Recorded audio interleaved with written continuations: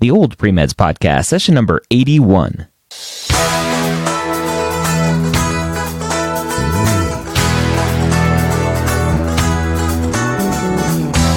You're a non-traditional student entering the medical field on your terms. You may have had some hiccups along the way, but now you're ready to change course and go back and serve others as a physician. This podcast is here to help answer your questions and help educate you on your non-traditional journey to becoming a physician. Welcome to the Old Pre-Meds Podcast. If this is your first time here, thank you for joining me. The Old Pre-Meds community is a community of non-traditional pre-med and medical students, and you can find it at oldpremeds.org. I take questions from that community. It's a form on that website, and I take questions from that form and answer them here on the podcast. Today's question is a very common one for a non-traditional student, especially one who has had a lot of struggle going through the process. Now, this student is reading here, or reading the question.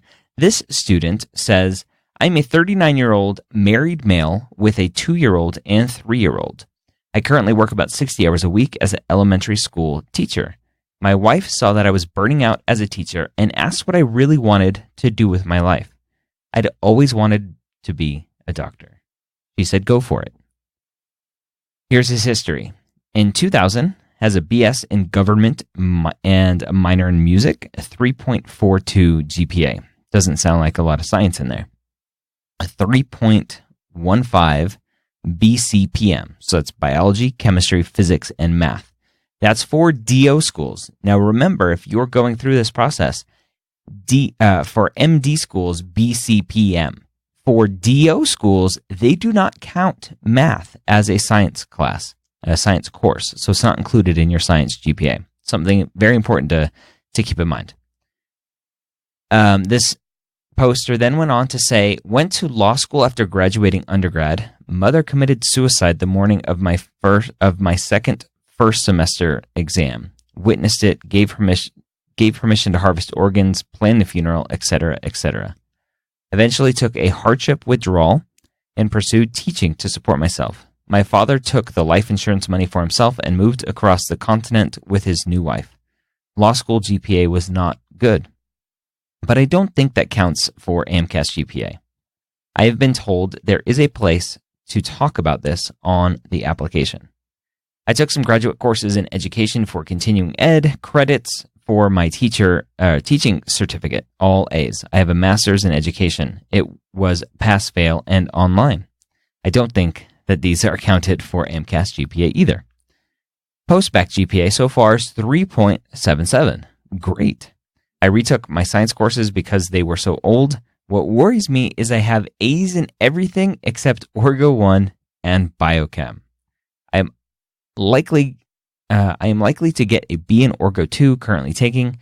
I should be researching in the fall with my old biochem professor, but I am not sure if that will count towards my GPA. I withdrew 3 times during my post-bacc. Once when the father-in-law passed away, when I had my first child, and when I transferred from the community college to a 4-year university. I volunteer at a hospital 4 hours a week. I should have about 160 hours by now. And I have shadowed a general practice MD 4 hours, pediatrician 12 hours, and possibly a dermatologist soon as well. I took the MCAT in May and voided my score. I thought I would have more time to prepare, but being a parent took some of that time away. I will take it again in either the spring or early summer of 2018. I could definitely see what I needed to work on. Questions. I am most concerned about the biochem and organic grades affecting my ability to get in. So question number 1. Should I take more science courses after organic 2? I have not had any psychology yet and could take it, but many people I've talked to said I just need Khan Academy or the Kaplan or Exam Cracker books. Question number 2, I am pretty sure I need a high MCAT score to balance the organic grades. Is this thinking rational? And number 3, anything else I should be considering? All right, so let me break this down for this student who's worried about a B in organic 1 and 2 and biochemistry. With an overall post-bacc GPA of 3.77. I'm assuming that that is all science GPA. So a post-bacc science GPA 3.77. 3.77. 3.77. That's a great GPA. That's fantastic. That's good. This is a very common problem for students. They think too micro, and they need to look more macro. Look at that bigger picture. 3.77. When an admissions committee is looking at GPAs, when they're looking at your overall application, they are looking macro. They're going to start macro, and they're going to see 3.77. Good GPA. That is a great GPA. They're going to see that and go, oh, that GPA is pretty good. So don't think too micro. Don't worry about a B or 2 Bs or 3 Bs, right? Organic and biochem. Those are okay. Do well in the rest of your classes. It's okay to get Bs. You don't have to be perfect. Now, for this student, they had a decent undergrad GPA. Their BCPM, not great at 3.15, but my assumption is there's not a lot of credits there that will have, that are part of that grade, being a government major and a minor in music. Probably not a lot of science courses in there. So the 3.77 post-bacc GPA, that's going to have a huge effect on the overall undergrad science GPA, because I'm assuming there's not a lot of science GPA credits in there, so that denominator is going to be much smaller. So if you're listening to this, stop worrying about the micro. Worry about the macro, the overall picture, your overall grades. Yes, trends are important. That's important to look at.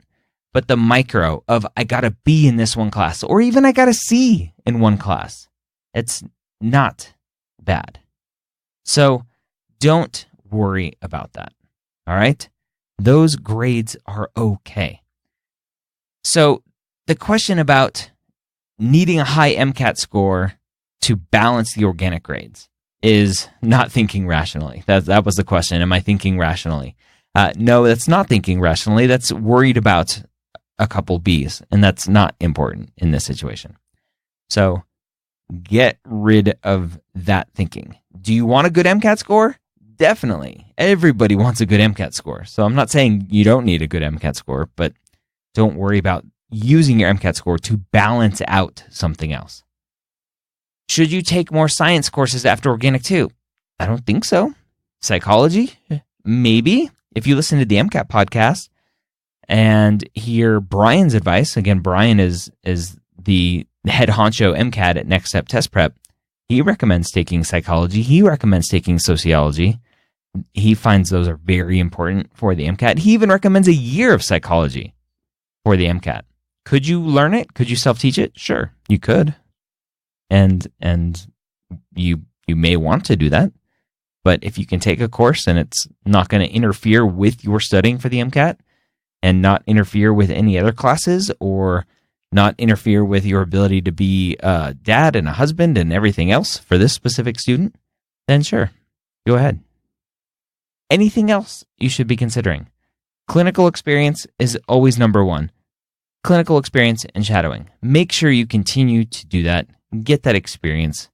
So when this student says, I volunteer at a hospital 4 hours a week, make sure that that's clinical experience. Make sure that you're interacting with patients, being around them, close enough to smell them. All right. With that said, the other big thing is telling the story. You need to make sure that you can tell your story, especially for you non-trads out there. You need to be able to tell a story about why you are leaving your current career and why you are going into medicine. Most students frame it around why they don't want to do X and not enough why they want to do medicine. So think about that as well. That's what you should be considering.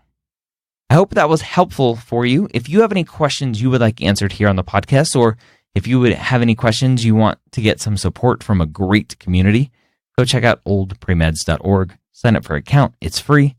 Ask away. And hopefully you'll get your question answered here on the podcast. Hope you have a great week. We'll see you next time here at the Old Premeds Podcast.